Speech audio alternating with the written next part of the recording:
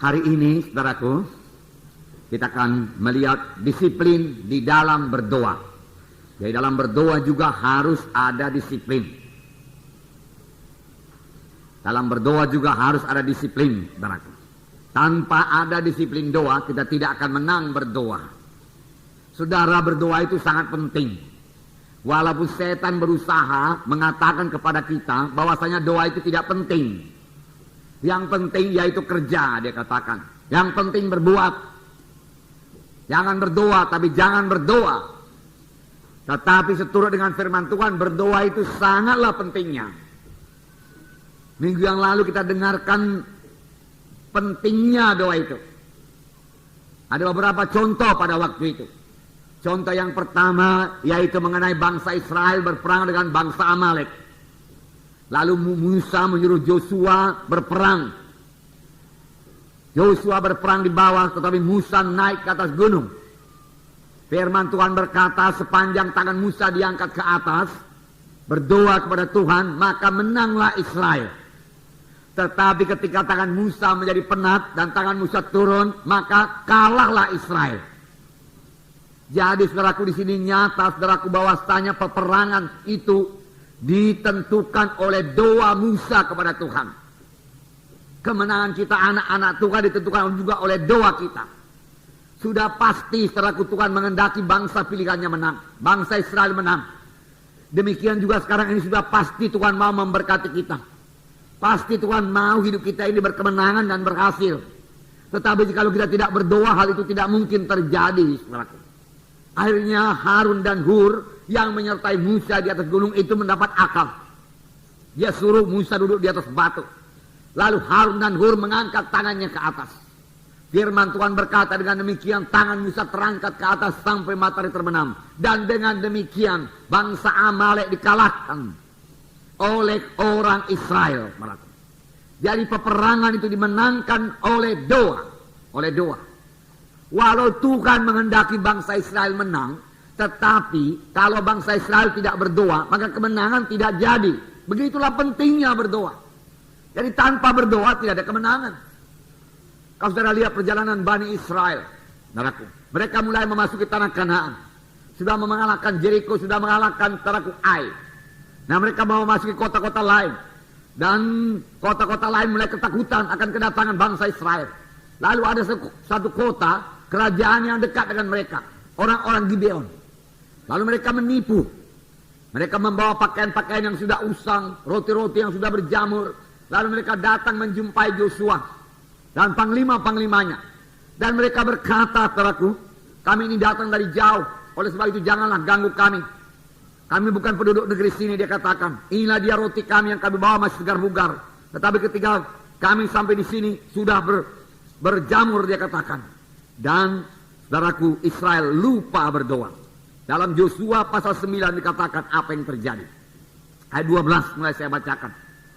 Inilah hasilnya kalau tidak berdoa, ditipu oleh setan, saudaraku. Oleh sebab itu kita perlu sekali berdoa.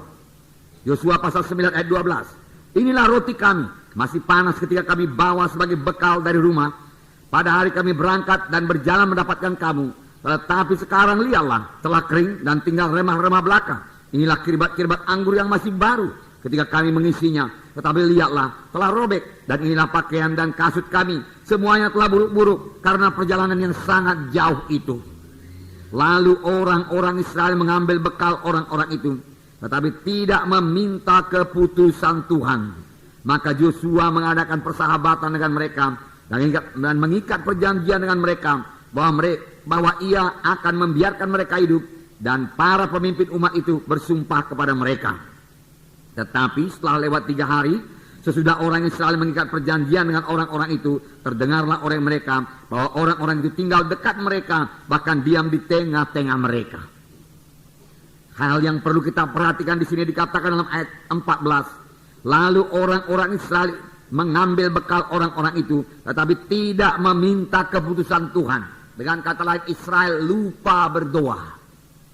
Lalu mereka tertipu oleh orang Gibeon, karena mereka lupa berdoa. Saudaraku, ini juga terjadi bagi anak-anak Tuhan. Kapan anak-anak Tuhan lupa berdoa, mereka dengan mudah ditipu oleh setan. Saya percaya kalau kita membekali diri kita berdoa cukup pada pagi hari, di mana kita memperoleh persekutuan dengan Tuhan, saudaraku, dan mendengarkan suara Tuhan, menerima pimpinan Tuhan pada hari itu, maka hari itu kita tidak bisa ditipu oleh setan, bahkan tidak bisa ditipu oleh orang lain, saudaraku. Karena Roh Kudus Maha Tahu akan menyertai kita, akan memberitahu kepada kita kapan ada orang yang mau berbuat jahat kepada kita, saudara. Tetapi Israel lupa berdoa. Biar ini pelajaran bagi setiap anak-anak Tuhan supaya jangan lupa berdoa. Berdoa itu penting sekali bagi setiap anak-anak Tuhan, saudaraku. Tetapi setan mengatakan doa itu tidak penting. Itu paling belakangan aja itu. Dia katakan, kerjakan dulu pekerjaanmu yang lain. Inilah sebabnya, saudaraku, firman Tuhan dalam Efesus 6 ayat 18 berkata, berdoa dan berjaga-jagalah. Berdoa dan berjaga-jagalah. Kita harus berdoa, kemudian kita berjaga-jaga. Berjaga-jaga terhadap tipuan setan yang mengatakan doa itu tidak penting. Doa itu tidak penting. Minggu yang lewat kita dengarkan satu contoh lagi. Masih ada contoh-contoh yang lain. Tuhan berkata kepada Elia, Elia tunjukkan dirimu kepada Ahab, sebab aku mau menurunkan hujan. Tuhan sudah mau menurunkan hujan kepada bangsa Israel. Tapi Elia terlaku harus berdoa. Elia menunjukkan dirinya kepada Ahab. Lalu dikatakan bawa semua nabi-nabi Baal, nabi-nabi Asera. Dia katakan, lalu mereka bertanding terlaku di atas gunung Karmel. Apa yang terjadi? Api Tuhan turun menyambar persembahan Elia. Tetapi tidak ada api turun yang menyambar persembahan nabi-nabi Baal, nabi-nabi Asera.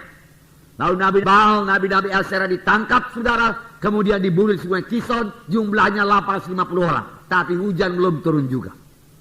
Walau Tuhan sudah berjanji, aku mau menurunkan hujan. Apakah diperbuat oleh Elia? Elia naik ke atas gunung Karmel lalu berdoa dengan keningnya di antara kedua lututnya. Dia berdoa dengan bersungguh-sungguh. Dia minta kepada Tuhan supaya hujan turun. Dia harus berdoa sungguh-sungguh walaupun Tuhan sudah berjanji. Sekali berdoa belum ada apa-apa, namun dia tidak berhenti berdoa. Ini nanti akan kita lihat lagi apa yang terjadi sesudah berdoa. Walau jawaban belum kelihatan, saudaraku, tekun terus berdoa. Pegang terus janji Tuhan. Saudaraku, jangan mundur daripada pengakuan iman saudara setelah berdoa, walau jawabannya belum kelihatan. Demikian kalau kita berdoa buat kesembuhan, walau kesembuhan belum kelihatan, firman-Mu tidak berubah Tuhan, aku pegang firman-Mu Tuhan, katakan. Elia berkata, engkau berkata turunkan hujan, pasti engkau turunkan hujan. Dia menyuruh hambanya, lihatlah ke atas laut. Dia lihat, saudaraku, ke sebelah laut tidak ada apa-apa, sama saja, keadaan tidak berubah. Kadang-kadang sudah berdoa, keadaan kelihatannya tidak berubah, bahkan bertambah jelek.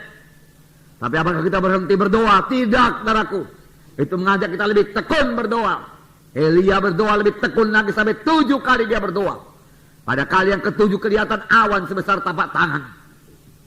Lalu hambanya berkata, ada awan sebesar tapak tangan, apakah gunanya itu? Tetapi Elia berkata, udah cukup. Hai Ahab, naik keretamu dan kebut, dia katakan, supaya jangan kau kena hujan. Kemudian hujan turun dengan lebatnya, saudaraku. Saudara, inilah pentingnya berdoa. Firman Tuhan berkata, tidak ada padamu karena kamu tidak berdoa.